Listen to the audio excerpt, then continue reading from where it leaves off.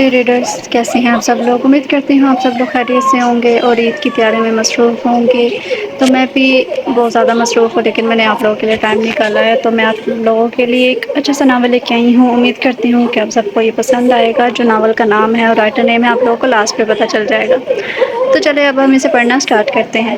وہ ایک معمولی کی ہی صبح تھی۔ 22 سالہ عامش شاور لینے واش روم میں گھسا ہوا تھا۔ الارم تو اپنے وقت پر ہی سنوز کرتے کرتے ہی وہ 8:30 پر لے آیا تھا، مگر اس کی کلاس تھی۔ وہ ایف ایس سی کے کالج سے بی ایس کمپیوٹر سائنس کر رہا تھا۔ یہ اس کا لاسٹ سیمسٹر تھا۔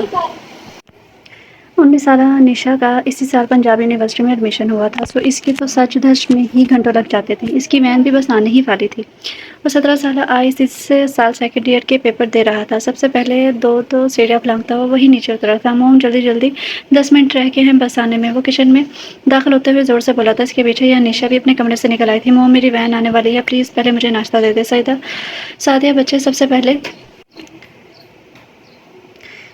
سب سے پہلے مجھے میری چائے دے دو، میری آنکھیں بند ہو رہی ہیں۔ ثریا بیگم ٹی وی لاؤنج میں بیٹھی صوفے پر بیٹھی ہوئی تھی۔ انیشا یہ پکڑو اپنا بیگ، پراٹھا اور آملیٹ اور چائے باہر ٹیبل پر ہے۔ آئس کیا لوگے؟ اس نے جلدی سے ثریا بیگم کا کپ بھرا تھا۔ ہاف فرائی ساتھ بریڈ باہر ہے، ہاف فرائی بس آیا۔ وہ بولی انیشا کی وین آ چکی تھی، تبھی عامش بھاگتا ہوا نیچے آیا تھا۔ کیسی ہیں دادی ماں؟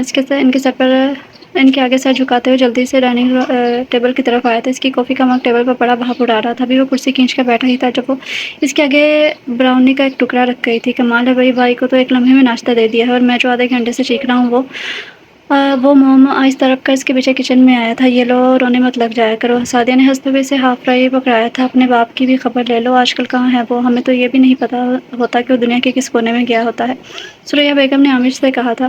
ڈیڈ آج کل نیو یارک میں ہے دادی ماں، میری پرسوں ان سے بات ہوئی تھی۔ ماما کی طبیعت اب کافی بہتر ہوتی جا رہی ہے، وہ کافی کے گھونٹ بھرتے ہوئے کہتا چلا گیا تھا۔ تبھی لینڈ لائن کی رنگ ہوئی تھی۔ آئس فون سننا پلیز۔ سعدیہ کے کہنے پر عامش اس سے پہلے فون اٹھا چکا تھا۔ ہیلو۔ دوسری جانب کی آواز سن کے اس کا چہرہ خوشی سے دھمک اٹھا تھا۔ واقعی ماما؟ کب تک وہ پوچھ رہا تھا۔ سعدیہ بے تاثر چہرے کے ساتھ اپنی چائے نکال رہی تھی۔ اوکے ماما، ڈیڈ سے کہیں میں خود آؤں گا آپ کو لینے۔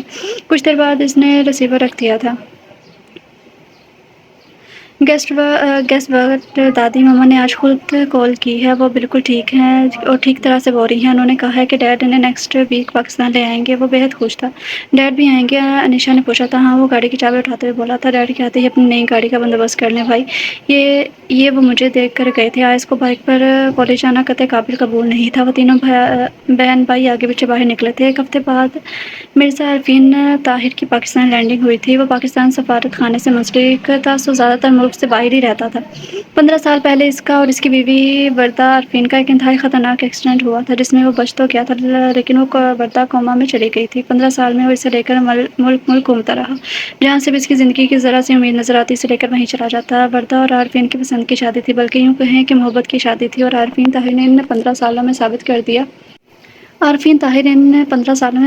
کر دیا کہ ان کی تمام تر محبتیں صرف اور صرف وردہ کے لیے تھی۔ عامش اور آئس خود انہیں ایئرپورٹ لینے کے لیے گئے تھے۔ وردہ ابھی تک پوری طرح ریکور نہیں ہوئی تھی۔ عارفین نے اس کے لیے ایک انتہائی آرام دہ ویل چیئر بنوائی تھی، جس کے ذریعے وہ گاڑی تک پہنچتی تھی۔ ماما، میں نے آپ کو بہت یاد کیا، بہت زیادہ۔ عامش 7 سال کا تھا جب وردہ کا ایکسیڈنٹ ہوا تھا۔ وہ اس کا پہلا بیٹا تھا، انتہائی لاڈلا بیٹا۔ عارفین اور وردہ کی جان بستی تھی اس میں، اور وہ وردہ سے بہت زیادہ اٹیچ تھا۔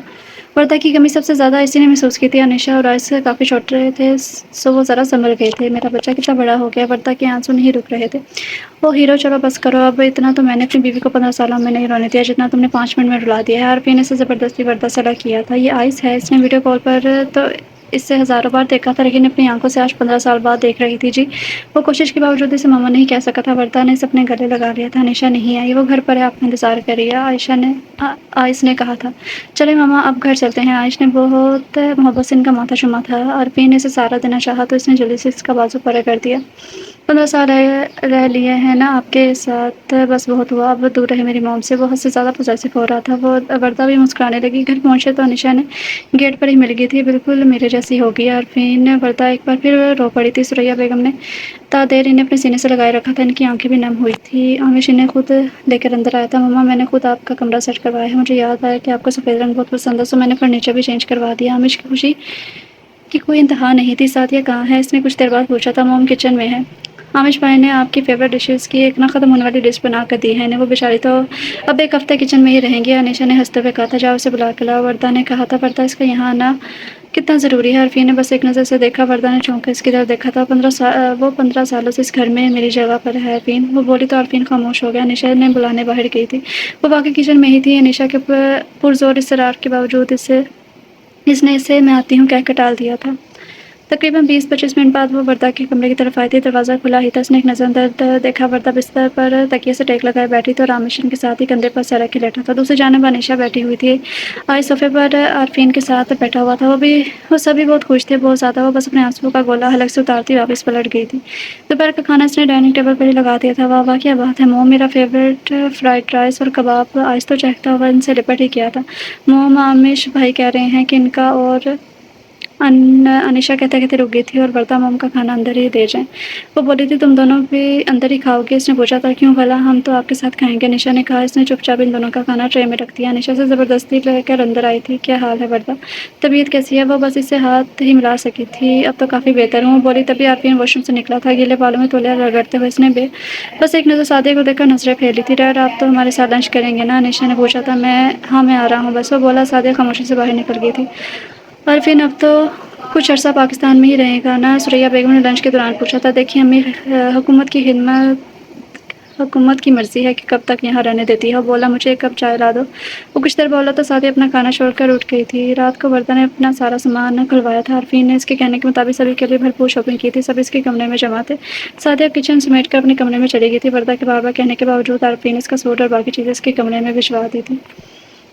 कुछ ही दिनों में सबकी रूटीन सेट हो गई थी। वर्दा अब खुद से चल फिर नहीं सकती थी, तो आरफीन ने इसके लिए एक फुल टाइम नर्स का इंतज़ाम कर दिया था। वैसे वक्त पर दवा वगैरह देती थी और रोज़ाना की वर्जिश भी करवाती थी। इसके लिए 3 वक्त परहेज़ी खाना बनता था, जो सादिया ही बनाती थी। धीरे धीरे वर्दा ने नोट किया कि आमिश सादिया से ज़रा खींचा खींचा सा रहता है। हालांकि अपने सभी कामों के लिए वो सही कहता था और सादिया इसकी सारी ज़रूरतें इसके कहे बगैर पूरी करने की कोशिश करती थी। लेकिन फिर भी इसके और सादिया के दरमियान एक अनदेखा सा खला था, और वही खला से और बाकी दोनों बच्चों के बीच में महसूस हुआ था। वो दोनों इससे अमीश की तरह फ्रैंक नहीं थे, ना ही इस तरह प्यार जताते थे। इतने दिनों में वर्दा ने इसके लबों से अपने लिए मामा का लफ्ज़ नहीं सुना था। हाँ, अलबत्ता वो सादिया को धड़ल्ले से मोम कहते थे। और इस खला की सबसे बड़ी वजह एज डिफरेंस था। आरफीन और वर्दा दोनों क्लास फेलो थे। इनके दरमियान मोहब्बत भी यूनिवर्सिटी के दिनों में ही परवान चढ़ी थी। आरफीन ने ग्रेजुएशन मुकम्मल होने तक का भी इंतज़ार नहीं किया था। वो 20 साल का था जब इसकी और वर्दा की शादी हो गई थी। सादिया से 4 साल छोटी थी और आरफीन के चचा की बेटी थी, जो गांव में रहते थे। आरफीन के वालिद बिजनेस की गर्ज से शहर आ गए थे, जबकि सादिया के घर के वालिद ने अपने जद्दी पुश्ती ज़मीनें संभाल ली थी। वो 3 भाइयों की इकलौती बहन थी। शादी के फौरन बाद ही वर्दा की गोद में आमिश आ गया था। इन दोनों की खुशी का कोई हाल नहीं था। आरफीन तो इसे चूमते हुए ना थकता था, और सादिया इसके लिए तो वो नन्हा सा बच्चा जहाँ से भी प्यारा था। हर हफ्ते वो शहर चली आती थी। पूरा पूरा दिन वो आमिश को गोद में लिए फिरती रहती थी। वर्दा को भी इसके आने से ज़रा सहारा मिल जाता था। इन्हीं दिनों आरफीन की जॉब भी हो गई थी। आमिश ने बोलना सीखा तो सभी की तरह इसने भी सादिया को सादी ही कहना शुरू कर दिया था। आमिश के 3 साल बाद अनीशा और इसके महज 2 साल बाद ही वर्दा की गोद में आइस आ गया था। और वो कहते हैं ना कि खुदा ने परफेक्ट ज़िंदगी तो शायद किसी को भी नहीं दी थी। आरफीन और वर्दा की खुशियों की भी आजमाइश होनी थी। आइस अभी चंद माह का था जब इन दोनों का रोड एक्सीडेंट हुआ था। वर्दा मुस्तकिल कोमा में चली गई। आमिश का तो रो रो का बुरा हाल हो गया था। हर वक्त वो वर्दा को याद करता रहता था। अनीशा भी सिर्फ 2 साल की थी। वो अलग से जिद करती। आरफीन की ज़िंदगी तो एकदम जैसे ठहर सी गई थी। एक तरफ बीवी, एक तरफ नौकरी और एक तरफ बच्चे। सुरैया बेगम कहाँ तक करती, सो वही हुआ ऐसे हालात में जो हुआ करता है। सुरैया ने बड़ी आस से सादिया की माँ के आगे अपनी झोली फैलाई थी। तब आरफीन 25 साल का था और सादिया 21 साल की थी। आरफीन कतई इनसे शादी करने को तैयार नहीं था, लेकिन सिर्फ उसे अपने 3 बच्चों की खातिर मजबूर हो गया था, क्योंकि वो अकेला इन तीनों को पाल नहीं सकता था। वो काफ़ी देर से अपनी एक फाइल तलाश कर रहा था, जो उसे किसी भी अलमारी से मिल नहीं रही थी। वर्दा बिस्तर पर लेटी मुसलसल की कोशिशों को देख रही थी और साथ इसके माथे पर पड़ते बलों को, जिनमें इजाफा होता जा रहा था। अनीशा अनीशा, आखिरकार वो फट पड़ा था। जी डैड। वो भागी हुई आई थी। मेरे ऑफिस का सारा सामान कहाँ है? मुझे क्या पता डैड, मॉम को पता होगा, बुलाओ इसे। वो भागती हुई बाहर निकल गई थी। तभी सादी अंदर आई थी। मेरी फाइल्स कहाँ हैं सारी? वो इस पर बरस पड़ा था। वो आपके ऊपर वाले कमरे में है, वो बोली थी। लेकर आओ सारी। इसका पूछना ही जुर्म हो गया। तुमसे जितना कहा इतना करो, समझी? इसे ख्वाह गुस्सा आ रहा था। वर्दा की बस हो गई थी। आरफीन, क्या मसला है तुम्हारे साथ? आमिश ने मेरी वजह से कमरा नीचे सेट करवाया है। जाहिर है वो तुम्हारी फाइल तो नीचे लाने से रहा। जाओ ऊपर जाकर देख लो, वो बोली। आरफीन ने सादिया को घूरते हुए बाहर निकल गया था। सादिया, जाकर ढूंढो इसे। ढूंढ दो इसे कौन सी फाइल चाहिए वरना सारा कमरा तहस नहस कर देगा। वरदा की कहते ही वो सुर्ख चेहरे इसके पीछे ऊपर आ गई थी। मुझे बता दे कौन सी फाइल है, वो धीरे से बोली थी। रेड टैग लगा है इस पर, इसने 2 मिनट में निकाल दी थी। और ब्लैक वाली। इसके गुस्से का ग्राफ जरा नीचे आया था। सादे ने वो भी ढूंढ दी और बस आपका सारा सामान यहीं पर है, मैंने कुछ भी इधर उधर नहीं किया। वो बोली तो आरफी ने से देखा था, हमेशा की तरह सादा से कपड़े और इंतहाई मलाहत अमेज़ सादा सा चेहरा, बालों की ढीली सी पौनी और कंधों पर फैला हुआ दुपट्टा। गाँव में कैसे हैं सब? ठीक है। तो तुम ठीक हो? उसे याद आ ही गया था जी। एक कप कॉफ़ी बना दो। उसके चेहरे पर से नजरें हटाते हुए बोला था जी। मुख्तसर सा कहकर वो बाहर निकल आई थी। वो जानती थी कि आरफीन के लिए वो कभी भी अहम नहीं रही। हाँ, बस वो इसके बच्चों की हद तक एक ज़रूरत थी। अशद ज़रूरतों से भला हम मोहब्बत कब करते हैं? पिछले 15 सालों से वो इसकी बीवी बनकर इसके घर में रह रही थी, लेकिन इसका घर और इसके बच्चे संभालने के लिए आरफीन ताहिर को वर्दा के होते हुए इसकी कोई ज़रूरत नहीं थी। वो इस दिन वर्दा के लिए नाश्ता लेकर आई थी। नर्स अभी तक नहीं आई थी, सो उसने वर्दा का हाथ मुंह दरवाजे से टेक लगा कर बिठा दिया था। और किसी चीज़ की ज़रूरत है तो बता दे। नहीं सैदी, बैठो तुम। वो बोली। सादिया सामने सोफे पर बैठ गई थी। एक बात पूछूं तुमसे? जी बिल्कुल भी बुरा मत मनाना मेरी बात का। नहीं, आप पूछे। तुम्हारे और अरफीन के निकाह को 15 साल हो गए हैं, तुमने कोई चेकअप वगैरह नहीं करवाया अपना? मेरा मतलब है कि अभी तक तुम्हारा कोई बेबी वगैरह नहीं हुआ। वरदा ने कह ही दिया था, चेकअप करवाने की नौबत ही नहीं आई। वो फीका सब बोली थी। क्यों, वैसे ही नॉर्मल ही है सब? वो हिचकिचा गई थी। नॉर्मल है तो अब तक गोद खाली क्यों है तुम्हारी? वो बोली। सादिया खामोश रह गई थी। सादिया क्या बात है, कोई मेडिकल इशू है क्या? नहीं तो। इसकी आंखें झिलमिलाने लगी थी। तो फिर? वो आरफीन अभी तक इस तरह से छुआ तक ही नहीं मुझे, वो बोली और आंसू अंदर ही उतारने लगी। वर्दा शी से रह गई थी। 15 सालों में एक बार भी नहीं। वो हैरान थी। नहीं। सादिया धीरे से नफी में सरी लाती हुई बाहर निकल गई। और ये सच था, आरफीन इससे शादी करने पर राजी नहीं था, बल्कि वो सिरे से दूसरी शादी करने पर राजी नहीं था। इसकी जिंदगी वर्दा से शुरू होकर वर्दा पर ही खत्म हो जाती थी, लेकिन वो 3 बच्चे इसके इरादों की जंजीर बन गए थे। इसे भले एक ही बीवी की ज़रूरत ना होती, लेकिन इन 3 मासूम बच्चों को एक माँ की ज़रूरत थी। आइस और अनीशा तो बहुत छोटे थे। आमिश अलग से कमरे में रहता था। सो घर वालों की इंतहाई मजबूर कर देने पर इसने सादे से निकाह कर लिया था, लेकिन इसके हिस्से वो कभी भी नहीं आया था। कई महीने वो बाहर के मुल्कों के दौरे पर गया रहता था। साथ ही वर्दा को जगह जगह लेकर फिरता रहता। जहाँ इसकी पोस्टिंग होती है वर्दा को भी वहीं ले जाता है। एक से बढ़कर एक अस्पताल इसने छान मारे थे। बस कुछ दिनों के लिए वो पाकिस्तान आता, सिर्फ अपने बच्चों से मिलने। इन्हीं के साथ वक्त गुजारता। सादे इसके लिए जैसे न होने के बराबर थी। शुरू में इसने सुरैया बेगम अपनी माँ के कहने पर आरफीन की तरफ पेशरफ्त करने की कोशिश की थी। ज़ाहिर है सब इसे कहते थे कि वो इसका शौहर है और ज़हनी तौर पर डिस्टर्ब है, सो इसे एक ही अच्छी बीवी बनना था। सुरैया बेगम रोज़ इसे आरफीन के पास जाने का कहती। निकाह के बाद भी आरफीन इसके साथ एक ही कमरे में नहीं सोता था। वो अब भी अपने और वर्दा के बेडरूम में ही सोता था। वो भी एक मामूल की ही रात थी जब वो इसके कमरे में आई थी। आमिश आरफीन के साथ ही सोता था, जबकि बाकी दोनों बच्चे इसने अपने कमरे में सुला दिए थे। वो जाग रहा था। कोई काम है? इसने देखकर हंसमे मामूल तरक उठा था। नहीं, वो ताई अम्मी कह रही थी आपकी तबीयत ठीक नहीं है, तो मैं बड़ी हिम्मत करके इसके करीब आई थी। आरफीन का चेहरा बिल्कुल स्पार था। तो तुम मेरी तबीयत ठीक करने आई है? वो गिरा कर बोला था। नहीं, वो मैं। सादिया ने धूप निकलना मुश्किल हो गया था। आरफीन मुसलसल से देख रहा था। आरफीन सब मुझे आपके करीब जाने को कहते हैं, धीरे से कहते हुए वो जैसे इसके करीब हुई आरफीन ने इसे जोर से धक्का दिया था। उठो, इसे बाजू से जगड़ते हुए अपने कमरे के दरवाजे तक लाया और बाहर धक्का दिया था। आज के बाद मुझे अपने कमरे में ना नजर आओ तुम, वो फंकार कर बोला था। साथ ही बेचारी रोती वापस आ गई। कुछ अर्से बाद आरफीन दोबारा वापस आया तो सुरैया बेगम इसके दर पे हो गई थी। सादिया ने एक बार फिर हिम्मत पकड़ी, उसके कमरे तक पहुंच गई। इन दिनों वर्दा के सिलसिले में जापान के डॉक्टर ने इसे बहुत उम्मीद दिलाई थी। सादिया की पेशरफ्ती से गुस्सा दिला गई थी। इस बार इसके धक्के से वो दीवार से टकराई थी। अगली सुबह इसके माथे पर लगा सनी प्लास देखकर सुरैया बेगम का आरफीन पर गुस्सा आया था। बीवी है वो तेरी, 4 साल हो चुके हैं निकाह को, इंसान है वो भी। आरफीन वो बोली थी। अम्मी मेरा नहीं दिल करता है इसकी तरफ जाने को, मैं कैसे वर्दा से बेवफाई करूँ? नहीं होगा मुझसे, इतना ही इसका ख्याल है तो मैं आज ही छोड़ देता हूँ इसे, कहीं और शादी करवा दे इसकी। वो क्या किया था? इसके बाद सादिया खुद ही पीछे हट गई थी। वो समझ गई थी कि इसका काम सिर्फ बच्चे संभालना है, सो उसने इंतहाई खलूस और मोहब्बत से इन तीनों बच्चों को अपनी शफकत गोश में भर लिया था। आइस और आयशा बहुत जल्द से मनूस हो गए थे, लेकिन असल मसला आमिश का था। इसे वो सदी के रूम में तो हर लम्हा कबूल थी, लेकिन अपनी माँ के रूम में कतई काबिल कबूल नहीं थी। आरफीन की तरफ वो भी इसे वर्दा की जगह नहीं दे पाया था। शुरू में तो वो इसे बहुत तंगी करता, कई दिन तक खाना छोड़ता, जिद करता रहता, फिर कभी कभार बहुत ही ज़्यादा बदतमीजी करने लगता। वो दूध का गिलास भर कर लाती तो उसके चेहरे पर फेंक देता। वो रोटी खाने बैठती तो सालन फेंक देता। अलगर्ज वो जितना इसे जंज कर सकता था इसने किया था। अंशा और आयशा से मॉम ही बुलाने लगे थे, जबकि आमिश तो इससे बात ही नहीं करता था।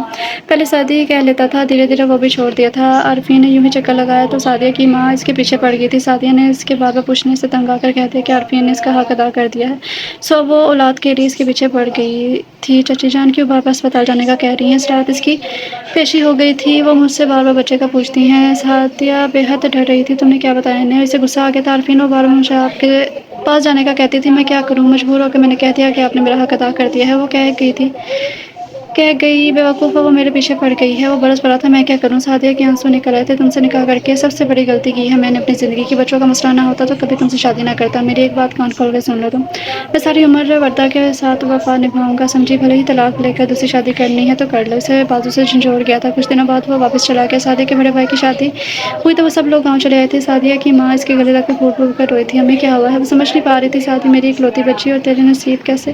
وہ روتے جا رہی تھی۔ عارفین نے جب مجھے بتایا کہ تو کبھی ماں نہیں بن سکتی تو میرا کلیجہ چھلنی ہو گیا تھا۔ ہائے میری بچی، وہ اسے جامد کر گئی تھی۔ وہ جاتے جاتے سارا ملبہ اس کے کندھوں پر دھر گیا تھا۔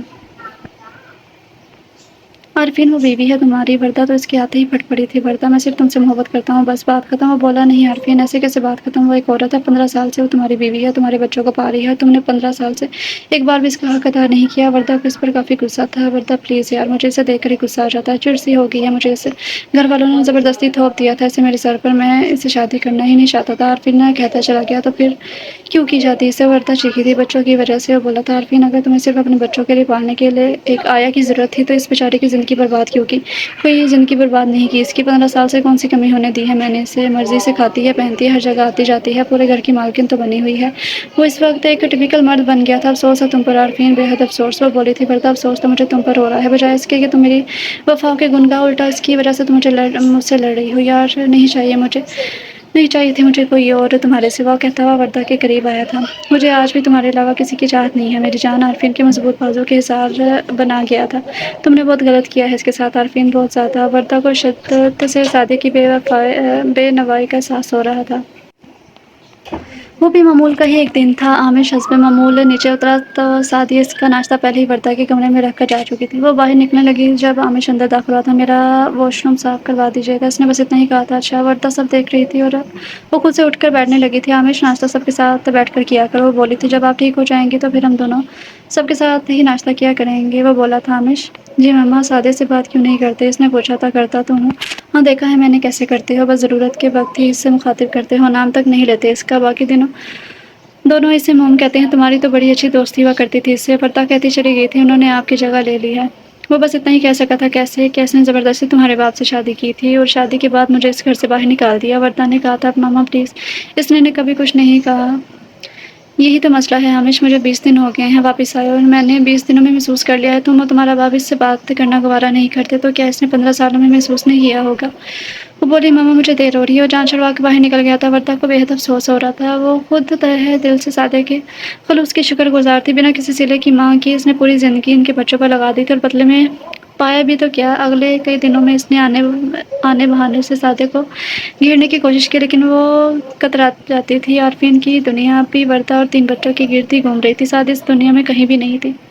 وہ بس اس کے گھر اور گھر والوں کے لیے ایک کیئر ٹیکر کی طرح تھی۔ سب کی ضرورتوں کا خیال رکھنا، سب کے کپڑے استری کرنا، سب کی پسند کے کھانے بنانا۔ عارفین کے گھر آتے ہی وہ منزل سے غائب ہو جاتی تھی۔ سریا بیگم کی تمام تر خدمتیں وہی کرتی تھی۔ وردہ کو صرف ایک سکون تھا کہ انیشا اور رائس کم از کم اسے ماں ضرور مانتے تھے۔ وہ دونوں اسی کے ساتھ لنچ اور ڈنر کرتے تھے۔ باہر کہیں جانا ہوتا تو سعدیہ کے بغیر ایک قدم بھی نہیں اٹھاتے تھے۔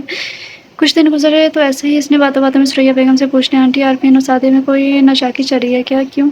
میں نے نوٹ کیا ہے دونوں آپس میں بات چیت نہیں کرتے۔ وہ بولی تھی ہاں بیٹا، عارفین راضی نہیں تھا سعدیہ سے شادی کرنے پر، لیکن بچے چھوٹے تھے، ہم سب نے اس پر دباؤ ڈال کر وہ سعدیہ کا نکاح کروا دیا۔ شروع میں تو وہ سعدیہ کو دیکھ کر ہی بچھڑ جاتا تھا، پھر جب میں نے سعدیہ کو کہا کہ شوہر ہے تیرا، بیٹے وہ نہیں بڑھتا تھا تو اس کی طرف جانے پر بڑھ جاؤ، شاید سعدیہ نے اس کی طرف بے شرفت بھی کی تھی، لیکن انہوں نے کندھے جھکا دیے۔ لیکن کیا آنٹی، پہلے عارفین نے اسے دھکار دیا اور پھر اس کا سرد رویہ دیکھ کر سعدیہ بھی پیچھے ہٹ گئی تھی، اور پھر جب عارفین کو اس کی بے اولادی کا علم ہوا تو شاید اس کا بالکل ہی دل اچاٹ ہو گیا تھا۔ مجھے تو کبھی کبھی سعدیہ بیچاری پر بہت ترس آتا ہے، لیکن پھر سوچتی ہوں کہ اچھا ہی ہوا جو اس کی شادی عارفین سے ہوگی، کسی اور سے ہو جاتی تو اب تک طلاق کا دبا لگوا کے گھر بیٹھی ہوتی۔ وردہ ان کی باتیں سن کر شیش ڈرا گئی تھی۔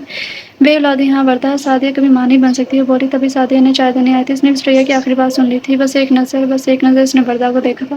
مجھے اپنی رپورٹس دکھا، وہ سعدیہ کے سر پر ہو گئی تھی۔ مجھے نہیں پتا کہاں ہے، عارفین کے پاس ہی ہوں گی، وہ بولی تھی۔ تھی سعدیہ مجھے سچ سچ بتانا تمہارا کوئی چیک اپ بھی ہوا تھا؟ وہ اس پر چڑھ دوڑی تھی وردہ پلیز سعدیہ رونے والی ہو گئی تھی رپورٹس دکھاؤ نہیں ہے کوئی رپورٹس امی ان سے بار بار بچے کا پوچھتی تھی سونو نے امی کو یہ کہہ کر ٹال دیا کہ میں کبھی ماں نہیں بن سکتی وہ رو پڑی تھی عارفین نے وہ وردہ پہ یقین تھی وہ اسے شادی نہیں کرنا چاہتے تھے بس اپنے بچوں کی وجہ سے مجبور ہو گئے تھے سعدیہ نے کہا تھا لیکن یہ زیادتی ہے وردہ پلیز جیسے چل رہا ہے ویسے چلنے دے سعدیہ میں بھی ایک عورت ہوں مجھے تمہیں دیکھ کر گلٹ ہوتا ہے کہ عارفین نے زیادتی کی ہے تمہارے ساتھ وہ بولی تھی 15 سال گزر گئے ہیں اگلے 15 بھی گزر جائیں گے جب مجھے کوئی اعتراض نہیں تو آپ بھی چپ کر جائیں میری کل متا 15 سال پہلے بھی وہ 3 بچے ہی تھے اور آج بھی وہی ہیں 15 سال سے سب یہ سب جانتے ہیں کہ میں کبھی ماں نہیں بن سکتی تو پلیز اس جھوٹ کو سچ بنا رہنے دے وہ کہتی چلی گئی تھی تم نے اس پر الزام لگایا وردہ اسے بہت ہی لڑی تھی عامش بھی وہیں تھا عامش بیٹے اپنے کمرے میں جاؤ اور فلم کو اچھا نہیں لگا تھا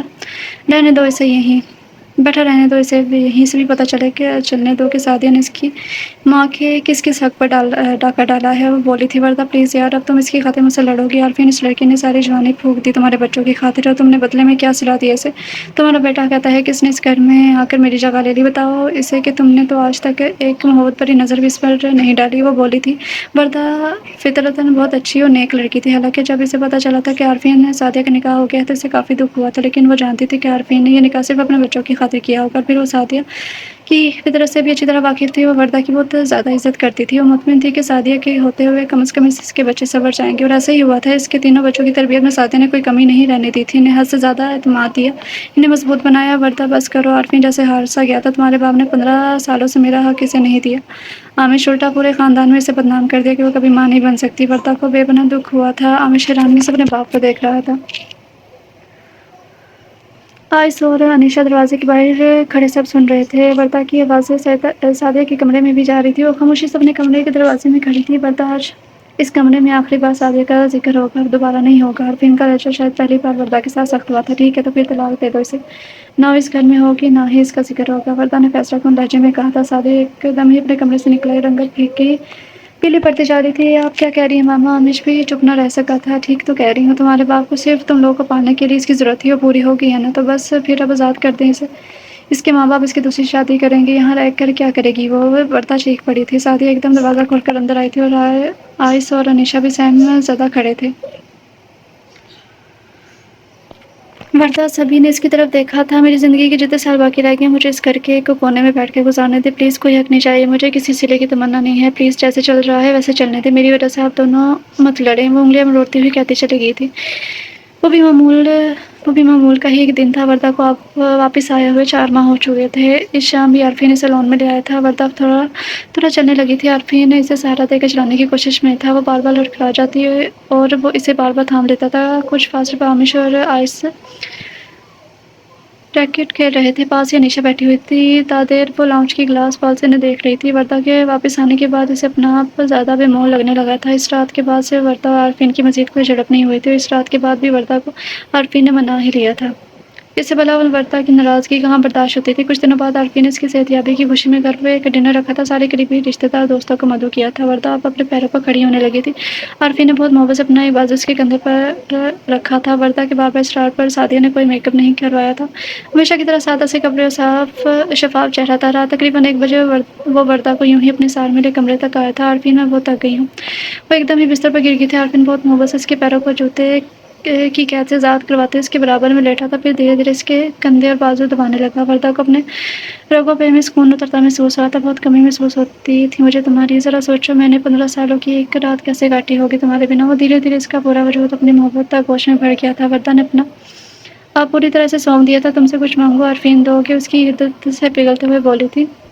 مانگو میری جان عارفین کی بتابیاں عروج پر تھی سعدیہ کو اس کا حق دے دو عارفین اس کے کانوں میں سرگوشیاں کرتے ہوئے چلی گئی تھی عارفین پلیز وہ بیوی ہے تمہاری جائز اور شرعی بیوی 15 سال سے وہ تمہارے نکاح میں ہے عارفین اس کا حق ادا نہ کرنے پر پوچھ ہوگی تم سے وردہ اسے اٹھتے بیٹھتے ڈرا رہی تھی وردہ یار میں 39 کا ہو گیا ہوں اب اس کی طرف پیش رفت کرتا اچھا لگوں گا بھلا وہ بولا تھا میری طرف بھی تو کرتے ہو نا تب اچھے لگتے ہو تم وہ بولی نہیں اچھا لگتا عارفین مسکراتا اس پر جھک گیا تھا عارفین وہ ایک عورت ہے ایک جیتی جاگتی انسان ہے اس کی ایموشن نہیں ہے کیا وہ وردہ کو اس لمحے صرف اور صرف سعدیہ کے لیے ترس محسوس ہو رہا تھا پھر آنے बहाने से वो आरफीन पर जोर डालने लगी थी। इस रात भी उसने ज़बरदस्ती सादिया के कमरे में भेज दिया। वो सोने की तैयारी में थी, इसे देखकर खड़ी होगी। वो अनीशा बता रही थी कि तुम्हारी तबीयत ठीक नहीं है। वो बोला था बुखार हो गया था, अब तो ठीक है। वो धीरे से बोली थी। अच्छा। वो बोला, इधर-उधर देखने लगा। आपको कोई काम था वो तो बता दें। हाँ, वो एक फाइल चाहिए थी। कौन सी वाली? ब्लैक कलर वाली, थोड़ी बड़ी है। वो बोला था। सादिया चुपचाप ऊपर आ गई थी। आरफीन इसके पीछे ऊपर आया। इसकी फाइल ढूंढने में लग गई थी। आरफीन की पुश्त पर खड़ा से देखता रहा। 15 सालों का फासला भला एक लम्हे में कैसे पार कर सकता था। ये लें। वो फाइल निकाल कर मुड़ी तो इससे टकरा सी गई थी। सादिया आरफीन ने फाइल पकड़ते हुए इसे पुकारा था। जी आई एम सॉरी। वो किस लिए? मैं तुम्हारा हक अदा नहीं कर सका। कोई बात नहीं। वो सर झुकाकर बोली थी। आरफीन ने फाइल एक तरफ फेंकी, उसके करीब हुआ था। सादिया ने हैरानगी से इसकी तरफ देखा था। और वो मैं ये कह रहा था कि अगर तुम चाहो तो तुम एक नई शुरुआत कर सकते हैं। नहीं प्लीज़, जहाँ इतने साल गुजर गए हैं वहाँ और भी गुजर जाएंगे। नफी में सिरहाते वो कमरे से बाहर चली गई थी।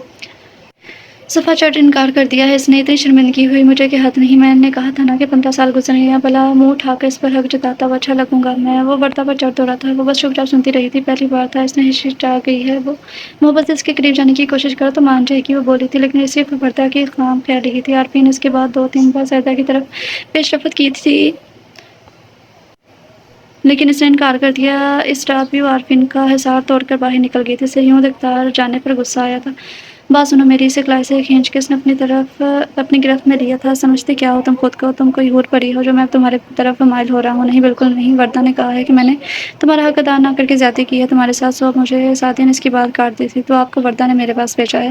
वो बोली। आरफीन टटक सा गया था। शायद इसे वर्दा का नाम नहीं लेना चाहिए था। नहीं, इसने तो बस मुझे कहा कि मुझे तुम्हारा हक अदा करना चाहिए।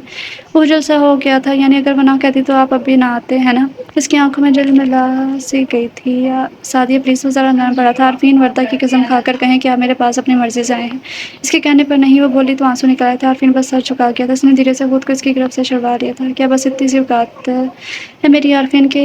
इसने कहा तो आप आगे, और अगर वो ना कहती तो आप कभी भी ना आते। क्या वाकई मेरी ज़ात में आपको 15 साल को ये अच्छाई नजर नहीं आई? वो आंसू से रो रही थी। अगर मैंने 15 साल आपकी गुर्बत के बिना गुजारे हैं आरफीन, तो मैं अगले 15 साल भी गुजार लूंगी। और खुदा की कसम, आगे आने वाले 15 साल मेरे लिए ज़्यादा आसान होंगे। अगर मैंने अपनी जवानी अपने शोहर के बगैर गुजारी तो बुढ़ापा गुजारना तो आसान है ना आरफीन? सो प्लीज़ वर्दा से कहें कि बस करे। मुझे आपसे कोई भी हक नहीं चाहिए। वो अपने आंसू साफ करते हुए कमरे से निकल गई थी। सादिया, वो शोहर है, तुम्हारा पूरा हक है तुम्हारा इस पर। अगर वो तुम्हारी तरफ पेशरफत कर रहा है तो इनकार कैसा? वर्दा ने कुछ दिनों बाद सादिया को घेर लिया था। मेरा दिल नहीं करता। वो बोली थी। सादिया यार, अब अभी सिर्फ 35 साल की हो तुम। इस उम्र में तो लड़कियों की शादी हुआ करती हैं। वो बोली थी। वर्दा, इस बात को यहीं ख़त्म कर दे प्लीज़। रोज रोज मेरा तमाशा ना बनवाए। मुझे नहीं लेना आरफीन से कोई भी हक प्लीज़। इसने बड़ी सख्ती से वर्दा को मना किया था। और इस मामले की खबर घर के तकरीबन सभी अफराद को थी। आमिश पास आउट करने वाला था। अनीशा और राज दोनों समझदार थे। सुरैया बेगम भी सब जानती थी कि क्या चल रहा है। इस दिन भी अनीशा और राज दोनों ने सादिया को किचन में घेर लिया था। माम, आपको पता है फिल्म स्टार और सेलिब्रिटी की तो 40-40 साल की उम्र में शादियाँ होती हैं, फिर वो माएँ बनती हैं। आप तो 20-35 साल की हैं और लगती भी नहीं है। मैं इसकी बात का मतलब समझ रही थी, लेकिन खामोश रही। डैड और आप एक साथ अच्छे लगते हैं और फिर आपका दिल नहीं करता आपका भी कोई बेबी हो? अनीशा ने अटकते हुए कहा था। तुम दोनों को वर्दा ने क्या कहा है मुझसे ये सब कहने के लिए? नहीं तो बिल्कुल भी नहीं। तो फिर मेरी एक बात कान खोल के सुन लो। आज के बाद मुझसे जिस मर्जी टॉपिक पर बात करो, लेकिन ये बात नहीं होगी। वो बोली थी। लेकिन मोम कहते हो ना तुम दोनों मुझे, तो फिर भला मुझे किसी और बच्चे की क्या ज़रूरत है? वो बोली थी। तो आप क्या सारी उम्र ऐसे ही बस अपने कमरे में तनहा गुजार देंगी? इसने पूछा था। हाँ, क्योंकि ये मेरी चॉइस है। वो मुस्कुराते हुए बोली थी। कुछ दिनों बाद वर्दा सुरैया बेगम के पास चली आई थी। आंटी, आरफीन से कहें कि सादिया का हक अदा करे। अभी भी वक्त है, अभी भी कुछ हो सकता है। 15 साल से आरफीन के नाम पर बैठी है। भला इसका क्या कसूर है? सुरैया बेगम को आरफीन पर वैसे भी बहुत गुस्सा था। जब से इन्हें पता चला कि आरफीन ने साथी के कभी ना बनने वाला झूठ बोला था, तब से वो इनसे नाराज़ थी। वर्दा, सच बताऊं, मुझे तो आरफीन पर बहुत ही गुस्सा है। वो बोली थी। इसे समझाया ना आंटी। माजी में साथिया ने भी तो इसकी तरफ पेशरफ्त की थी ना। अब अगर वो कर लेगा तो क्या हो जाएगा? वर्दा ने अपने साथ मिला लिया था। लड़के, तूने अपना दिमाग ठिकाने लगाना है या मैं लगाऊं? इस पर बरस पड़ी थी। अम्मी, मैं क्या करूँ? वो नहीं मानती। हाँ, तो माजी में बड़ा अच्छा सलूक किया है ना तूने इसके साथ, जो वो आसानी से मान जाए। कैसे धक्के देता था तो इसे, कभी थप्पड़ मार दिया, कभी माथा फाड़ दिया। तो अब क्या करूँ? माफ़ी मांगू इससे? वो तरह गया था। हाँ, तो और क्या, मांग इससे माफ़ी और करीब जा इसके। आरफीन, अगर इसके माँ बाप को पता चल गया कि तूने 15 सालों से इसे यूं ही रखा हुआ है तो मैं क्या मुँह दिखाऊंगी इन्हें? सुरैया ने इसे अच्छा ही झड़का था। आरफीन हर तरफ की सुन के वैसे चिढ़ गया था। सब इसे ही मुजरिम गर्दान कर रहे थे। वर्दा तो इसे देखते ही मुँह फेर लेती थी। अनीशा और राइस भी रहते थे। सुरैया बेगम अलग से नाराज़ थी और ऊपर से सादिया का मुसलसल इनकार। वो इस रात ज़रा सरकश होकर इस पर हावी होने लगा था। सादिया तरफ कर इसकी गिरफ्त से निकली थी। आरफीन प्लीज़। वो रोने वाली हो गई थी।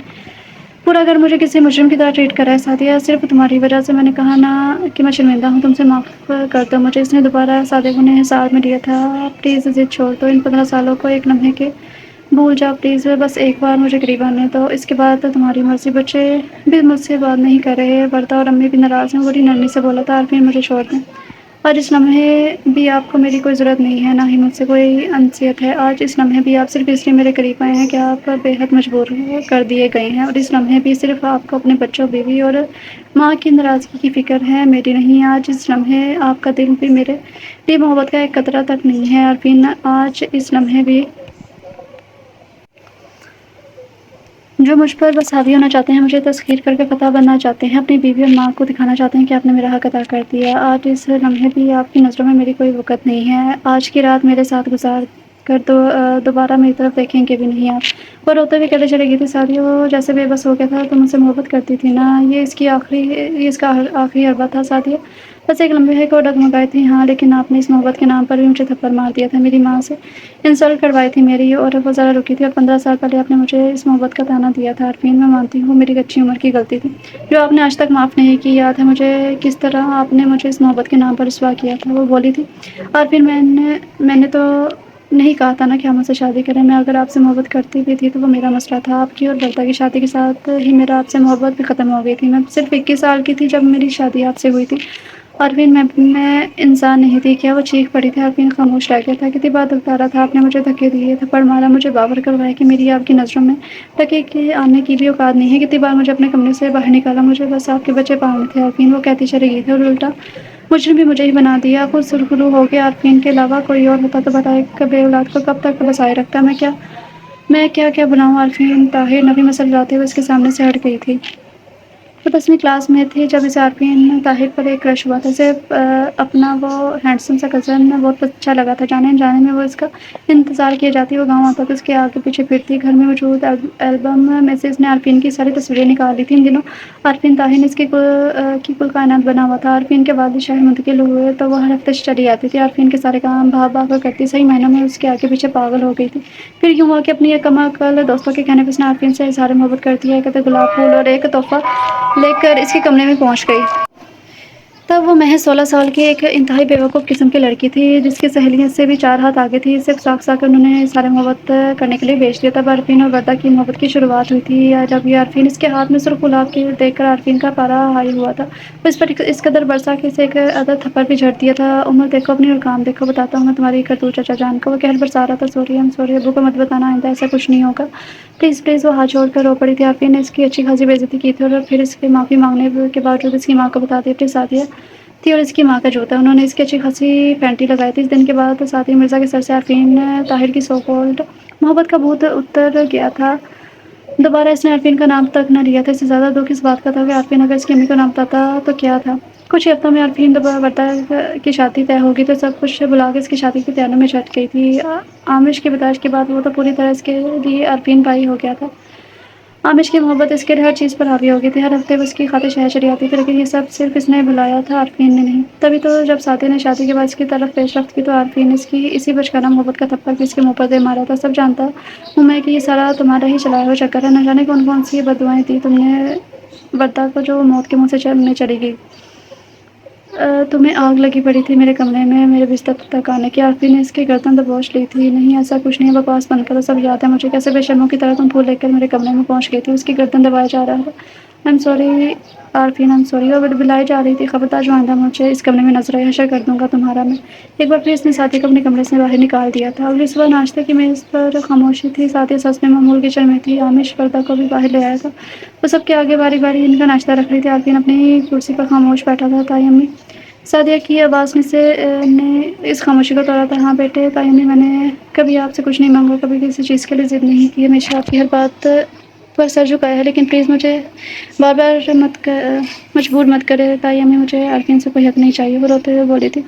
وردہ آپ سے بھی میری منت ہے کہ میرا تماشا مزید نہ بنائے، جتنا بن چکا ہے اتنا ہی کافی ہے، نہ عارفین سے، خدا کے لیے مجھے پر ترس کھانا بند کر دے۔ وہ وردہ کی طرف مڑی تھی، جب مجھے اس زندگی میں کوئی اعتراض نہیں ہے تو میرا نہیں خیال کہ کسی اور کا بھی ہونا چاہیے، جہاں اتنے سال گزر گئے وہاں باقی بھی گزر جائیں گے، میں آج بھی اپنا ہر حق عارفین کو معاف کرتی ہوں کہتے رکی تھی۔ عارفین نے سرخ آنکھوں سے اس کی طرف دیکھا تھا۔ مجھے آپ کے ساتھ کی اب نہ تو کوئی طلب ہے اور شاید نہ ہی کوئی ضرورت۔ وہ کہہ گئی تھی۔ عارفین کو اچھا نہیں لگا تھا۔ اچھا تو اب واقعی تمہیں میری ضرورت نہیں ہے؟ اسے غصہ آ گیا تھا۔ نہیں تو پھر اس گھر میں کیا کرو گی؟ میں نے 15 سال پہلے اپنی ضرورت کی خاطر تم سے شادی کی تھی، وہ کب کی پوری ہو چکی ہے۔ میرے بچے اپنے قدموں پر کھڑے ہو چکے ہیں، میری بیوی صحتیاب ہو کر واپس آ چکی ہے۔ آج تمہیں میری ضرورت نہیں ہے تو مجھے بھی تمہاری ضرورت نہیں ہے۔ ساتھ ہی مرزا وہ کھڑا ہو گیا تھا۔ اور اگر تمہیں عارفین طاہر کے ساتھ کی بھی ضرورت نہیں ہے تو یقیناً اس کے نام کی بھی ضرورت نہیں ہوگی۔ اس گھر میں جو تمہارا کام تھا وہ پورا ہو گیا ہے۔ میں میری بیوی اور میرے بچے، ہماری فیملی، تم کہیں پر بھی نہیں ہو تو پھر بھلا تم اس گھر میں بھی کیوں کھڑی ہو؟ وہ اس کے سامنے آیا تھا۔ عارفین وردہ نے بولنا چاہا لیکن اس نے اشارے سے اسے چپ کروا دیا تھا۔ صرف ایک نکاح کا رشتہ ہی بچا ہے ہمارے بیچ، تو اسے توڑنا بھی کیا مشکل ہے؟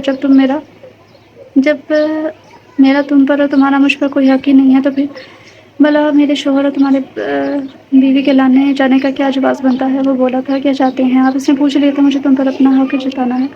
میں نے ہمیشہ آپ کے ہر فیصلے کے آگے سر جھکایا ہے لیکن اس بار نہیں۔ آپ زبردستی کرنا چاہیں تو آپ کو اختیار ہے لیکن میں اپنی مرضی سے اپنا آپ کو نہیں سونپوں گی۔ وہ مضبوطی سے بولی تھی۔ تو پھر نکل جاؤ میرے گھر سے، میں چھوڑ دوں گا تمہیں۔ اس کے کہتے ہی سب کی آنکھیں پھٹ گئی تھی۔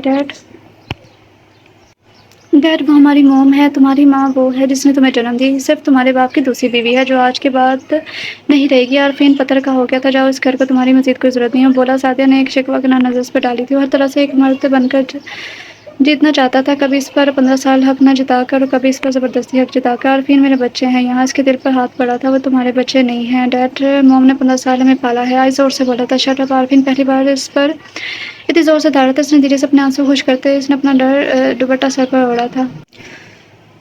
موم، انیشا اور آہستہ تڑپ گئے تھے۔ عامش خاموش بیٹھا تھا۔ سعدیہ رکو! وردہ نے کھڑا ہونا چاہا لیکن عارفین نے اسے روک دیا تھا۔ جانے دو اسے۔ سعدیہ نے باہر کی جانب قدم بڑھایا تھا۔ میری ایک بات یاد رکھنا سعدیہ کہ تم انہی قدموں پر پلٹ کر دوبارہ اس گھر میں آؤ گی اور اپنی مرضی سے اپنا آپ میرے حوالے کرو گی۔ بھاڑ میں گئے تمہارے سو کالڈ 15 سال۔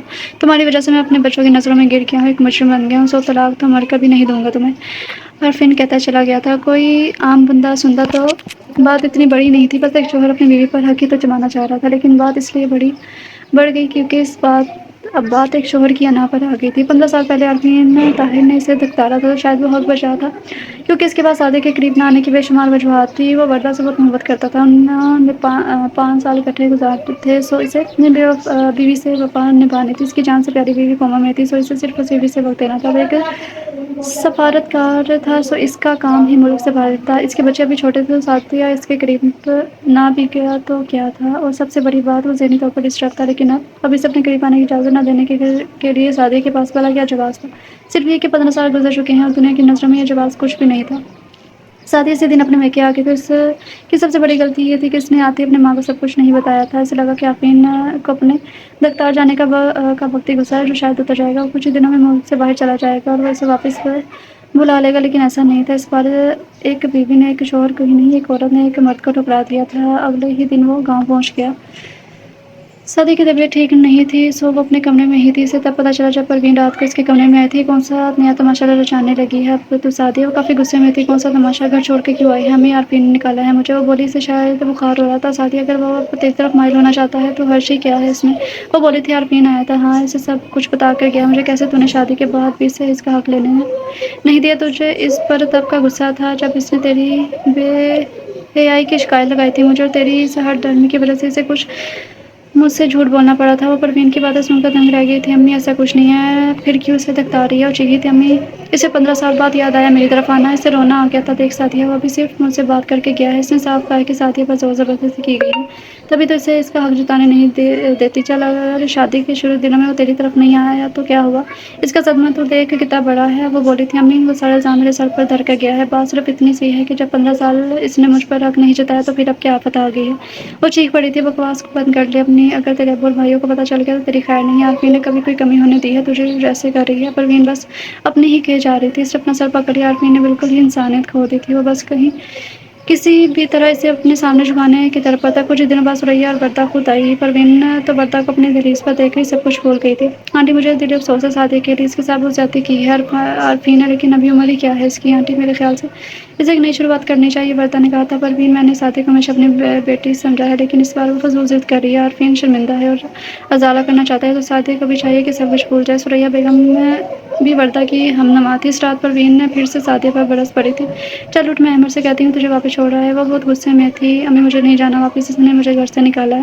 بکواس بند مت کر سعدیہ، بس ایک اس کے تھپڑ لگنے کی کسر رہ گئی تھی۔ عارفین نے بس ایک دو ہفتے ہی اس کا انتظار کیا تھا، پھر اس کے میکے پہنچ گیا۔ سعدیہ کے ابو گھر پر ہی تھے۔ انکل میں سعدیہ کو لینے آیا ہوں۔ اس فارس نے ایک اور پتا پھینکا تو انہوں نے سعدیہ کو بلایا اور ابو مجھے نہیں جانا۔ کیوں سعدیہ؟ اس نے عارفین کی طرف دیکھا تو ابو میری طبیعت ٹھیک نہیں ہے۔ تو کچھ دنوں بعد عارفین نے اس کی طرف بات کاٹ دی تھی۔ انکل یہ مجھ سے لڑ کر آئی ہے یہاں؟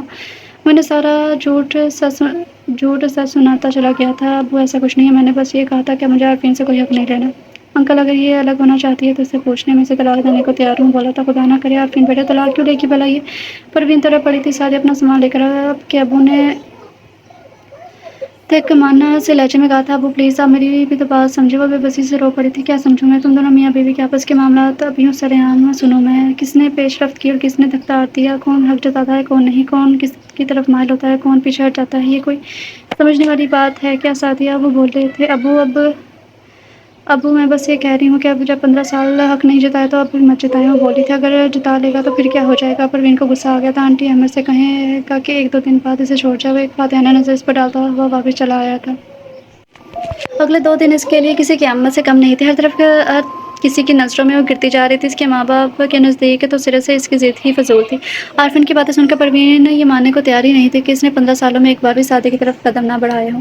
انہیں یاد تھا جب سعدیہ نے کچی عمر میں اس سے محبت کی غلطی کی تھی اور وہ یہی سمجھ رہی تھی کہ شاید سعدیہ اس وجہ سے عارفین سے کترا رہی ہے، اور اگر سعدیہ کی باتیں درست بھی تھی تب بھی وہ اس کے ساتھ نہیں تھی۔ اگر اس کا شوہر 15 سال بعد اس کی طرف مائل ہو رہا تھا، اسے تکرانے کا اسے کوئی حق نہیں تھا۔ وہ خود بردہ خود چل کے اس کی دہلیز تک آئی تھی۔ بھلا کون عورت اپنی سوکن کے لیے اتنا کرتی ہے؟ وہ خوشی سے اپنا شوہر اس کے ساتھ بانٹنے کے لیے تیار تھی، خود آگے بڑھ کے اسے اس کا حق دلوا رہی تھی۔ تو پھر بھلا سعدیہ کو کیا تکلیف تھی؟ انیشہ اور آئس دونوں اس سے ملنے آئے تھے۔ دونوں ان سے لپٹ کر رو رہے تھے۔ اس کے نزدیک اب ان کا باپ اسے اس کی ماں کا رتبہ دے رہا تھا تو اسے پیچھے نہیں ہٹنا چاہیے تھا۔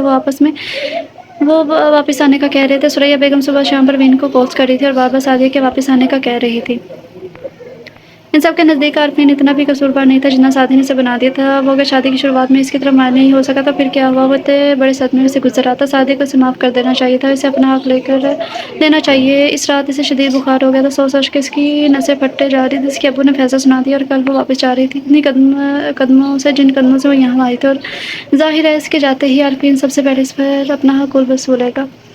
اس رات بھی وہ اپنے کمرے میں تھی۔ بخار کی شدت سے اسے بار بار پسینہ آ رہا تھا۔ پروین آج اسے اسپتال لے کر گئی تھی اور شدید قسم کے ڈپریشن کا شکار ہوتی جا رہی تھی۔ تبھی کمرے کے دروازے پر دستک ہوئی تھی۔ آج آؤ، اس کی آواز بھی کانپ رہی تھی۔ عامش کو اندر آتے دیکھ کر وہ اٹھ کر بیٹھ گئی تھی۔ عامش نے غور سے اسے دیکھا تھا۔ چند دنوں میں ہی اس کی آنکھیں اندر کو دھس گئی تھی۔ عامش میں صبح آ جاؤں گی واپس۔ اسے لگا شاید باقیوں کی طرح وہ بھی اسے واپسی کے لیے قائل کرنے آیا ہے۔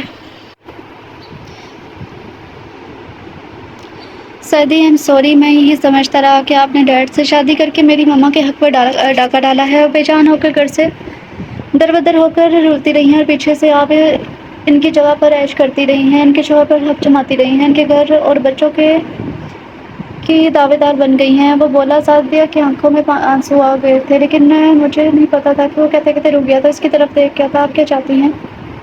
اس نے پوچھا تھا۔ میں بس اس گھر میں ویسے ہی رہنا چاہتی ہوں جیسے 15 سالوں سے رہ رہی ہوں۔ میں بس اپنی باقی کی زندگی تم تینوں کے ساتھ ویسے ہی گزارنا چاہتی ہوں جیسے 15 سالوں سے گزار رہی ہوں، اور میں عارفین سے مرتے دم تک اتنے ہی فاصلے پر رہنا چاہتی ہوں جتنا فاصلہ پچھلے 15 سال سے ہوں۔ وہ کہنا شروع ہوئی تھی۔ عامش کوئی میری بات سمجھنے کی کوشش نہیں کر رہا۔ میرے ماں باپ کو بس کسی بھی طرح مجھے میرے شوہر کے ساتھ بسائے رکھنا ہے۔ تائیں امی کو یہ فکر ہے کہ وہ مرتے دم تک میرے سامنے سرخرو ہو جائے۔ تمہاری ماں کو بس اپنا گلٹ ختم کرنا ہے، اور تمہارا باپ اسے بس اپنی انا کی تسکین کرنی ہے۔ اسے بس مجھے ایک بار واپس اس گھر میں لے کر جا کر مجھ پر اپنا تسلط جمانا ہے۔ یہ ثابت کرنا ہے کہ وہ جب چاہے جس وقت چاہے مجھ پر اپنا حق جما سکتا ہے، چاہے 15 سال بعد ہی صحیح۔ وہ رو رہی تھی۔ عامش خاموش بیٹھا رہ گیا تھا۔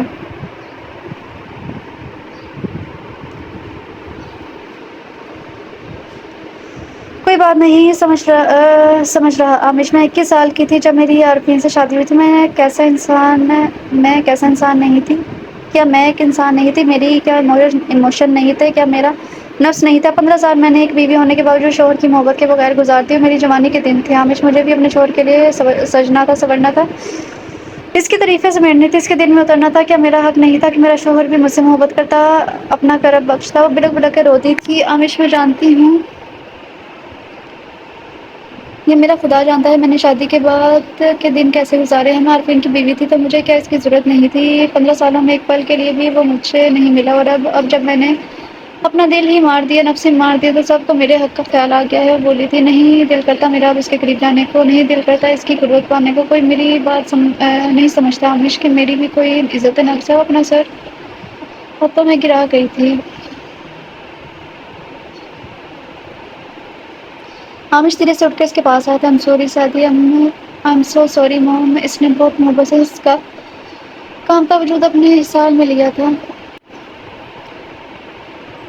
وہ سبھی نفوس رات کے کھانے پر جمع تھے جب آمش سے اپنے ساتھ لیے لاؤنج میں داخل ہوا تو سبھی نے چونکے اس کی طرف دیکھا تھا، عارفین کے لبوں پر اسے دیکھ کر فاتحانہ مسکراہٹ آئی تھی۔ موم تھینک گاڈ آپ آ گئے۔ انیشا اور آئس دونوں اس سے لبڑ گئے تھے، کیسی ہو سعدیہ؟ ورتا خود اٹھ کے اس سے ملی تھی، تمہیں تو بخار ہے، میڈیسن لی ہے میں نے، ٹھیک ہو جاؤں گی۔ وہ بولی تھی، بیٹھو کھانا کھاؤ۔ وہ مجھے بھوک نہیں ہے، پھر چائے بنا لو اور میرا کپ لے کر اوپر میرے کمرے میں آ جانا۔ عارفین کرسی کھسکا کر کھڑا ہوا، ایک بھرپور نگاہ اس پر ڈال کر وہ جتا گیا تھا، سعدیہ صرف اپنا کپ لے کر یہاں سے اپنے ہی کمرے میں جائے گی، ڈیٹ آپ کے بیڈ روم میں نہیں۔ آمش کی آواز نے اس کے قدم روک دیے تھے، وردا نے چونکے سے دیکھا تھا۔ Aamish stay out of it okay, Arfeen نے ذرا سختی سے کہا تھا، no date you stay out of her please. وہ سعدیہ کے بالکل برابر میں کھڑا تھا۔ آمش، وردا نے بولنا چاہا لیکن آمش نے انہیں خاموش کروا دیا تھا، کم از کم انصاف تو کرے نا ڈیٹ، 15 سال آپ نے سعدیہ کو خود سے دور رکھا اپنی مرضی سے، تو اب کم از کم 15 سال تو انہیں بھی اپنی مرضی کرنے کا حق دینا، پھر 15 سال بعد دیکھ لیجیے گا کہ کیا کرنا ہے۔ بولا ہمیں شرٹ اپ، عارفین کو غصہ آیا تھا، ڈیڈ سعدیہ کی بات اتنی مشکل تو نہیں ہے جو آپ پڑھے لکھے باشعور لوگوں کو سمجھ نہیں آ رہی کہ ان کا دل مر گیا ہے، تو بولا اب 15 سالوں سے مرے ہوئے دل کو کیسے دوبارہ زندہ کر لیں گی؟ وہ سادہ سی بات ہے کہ میری مرضی کے بنا کوئی مجھے پانی کا ایک گھونٹ تک نہیں پلا سکتا۔ بتائیں موم، آپ کی مرضی کے بنا ڈیڈ آپ کو چھو بھی سکتے ہیں کیا؟ بتائیں دادی، کیا آپ کی مرضی کے بنا کوئی آپ سے کچھ منوا سکتا ہے کیا؟ وہ کہتا چلا گیا تھا، سبھی خاموش تھے۔ ڈیڈ، ہم کسی جانور کو بھی اس کی مرضی کے بنا اپنا بنا نہیں سکتے، تو یہ تو پھر ایک جیتی جاگتی عورت ہے، انہیں کیسے تسکین کر لیں گے آپ؟ وہ بولا تھا، سعدیہ کے آنسو نکل آئے تھے، صرف ایک لمحے کے لیے خود کو سعدیہ کی جگہ پر رکھ کر سوچے ماما، کیا آپ 15 سال بعد کسی کے کہنے پر اپنی طرف لڑنے والے شوہر کا قبول کر لیتی؟ وہ ورتا کی طرف مڑا تھا، وہ سعدیہ کی طرف دیکھ رہی تھی، پلیز بس کرے آپ لوگ، 15 سال تھوڑا تماشا بنا ہے ان کا جو اب پھر آپ سب ان کے پیچھے پڑ گئے۔ میری ایک اور بات آج اور ابھی سن لے ڈیڈ، میری موم اپنی مرضی سے اپنا آپ کو سونپنا چاہیں تو ٹھیک، لیکن آپ ان کی مرضی کے بنا ان کی جانب کوئی پیش رفت نہیں کریں گے۔ آمش عارفین کے سامنے کھڑا تھا، تو ٹھیک ہے، جب یہ مجھ سے کوئی رشتہ ہی نہیں رکھنا چاہتی تو میں اسے طلاق دے دیتا ہوں، دے دے، لیکن طلاق کے بعد بھی اسی گھر میں رہیں گی، کیونکہ دنیا چاہے کچھ بھی کہے، یہ میری حلیمہ سعدیہ ہے اور مجھے میری ماں کی طرح ہی عزیز ہے۔ آمش کے مضبوط بازو نے سعدیہ کے نہ تو کندھوں کے گرد حصار بنا لیا تھا۔ ڈیڈ، ہم دونوں ہمیشہ موم کے ساتھ رہیں گے، کیونکہ 15 سال وہ ہمارے ساتھ رہی ہیں، آپ نہیں، بھلے ہی آپ نے انہیں طلاق دے دی لیکن یہ اس گھر سے کہیں نہیں جائیں گی۔ عائشہ اور انیشا اور آئس دونوں اس کے آگے چٹان بن کے کھڑے ہوئے تھے، عارفین نے جیسے ہار مان کر سعدیہ کو دیکھا، یہ میرے بچے ہیں، وہ جیسے بے بس ہو گیا تھا، اور میں کس کی ہوں؟ اس نے دھیرے سے پوچھا تھا۔ آمش اس اپنے کندھے سے لگائے کھڑا تھا، انیشا نے اس کا بازو تھام رکھا تھا، آئس نے اپنا سر اس کے کندھے پر رکھا ہوا تھا، اس کے وہ تینوں جگر کے گوشے اسی لمحے اس کی بجائے سعدیہ کے ساتھ تھے، یہ سب تمہارا کیا طرح ہے؟ اس نے وردا کی طرف دیکھا تھا۔ عارفین، سوری عارفین، اب تو میں بھی تمہارے ساتھ نہیں ہوں، وہ بھی بیچ میں اسے اکیلا چھوڑ گئی تھی۔ عارفین نے ایک لمبی سانس بھرتے ہوئے سعدیہ کی طرف پیش قدمی کی تھی، چھوڑو میری بیوی کو، اسے آمش کے سامنے نکالتے ہوئے اپنے سینے سے لگا گیا تھا، sorry for every thing even thought I know this is not enough. وہ بہت نرمی سے اس کے آنسو صاف کرتے بولا تھا، مجھے میری ماں باپ کی نظروں میں رسوا کر دیا آپ نے، وہ روئی تھی، میں خود ازالہ کروں گا، وعدہ کرتا ہوں تمہاری ساری عزت واپس لوٹاؤں گا۔ انیشا اور آئس دونوں زور سے اس پر سے لپٹ گئے تھے، دونوں کا منہ سے طوطا چشم میں اولاد۔ عارفین کے کہتے ہی ان دونوں کا قہقہ نکلا تھا، وردا بھی اس میں لگی تھی، اب چائے بنا دو اور میرا کپ کو میرے بیڈ روم میں لے دے جانا۔ اس نے کن آنکھوں سے آمش کی طرف دیکھتے ہوئے سعدیہ سے کہا تھا، آج سے سعدیہ کا داخلہ اوپر والے کمرے میں اور آپ کا داخلہ سعدیہ کے کمرے میں بالکل ممنوع ہے۔ وہ انگلی اٹھا کر بولا تو وردا کی ہنسی نکل آئی تھی، او یار، چائے کا کپ پکڑانے ہی تو آ سکتی ہے نا؟ وہ بمشکل اپنی ہنسی روکے ہوئے بولا تھا، ڈیڈ آپ کا کوئی بھروسہ نہیں ہے کہ چائے کا کپ پکڑتے پکڑتے آپ میری موم کو ہی پکڑ لیں، نو، اب اپنا کپ خود لے کر جائیں۔ آمش کے کہتے ہی عارفین کا رکا ہوا قہقہ ہی ابل پڑا تھا، سعدیہ سے رک ہوتے ہوئے کچن کی جانب چل پڑی تھی۔ ختم شد۔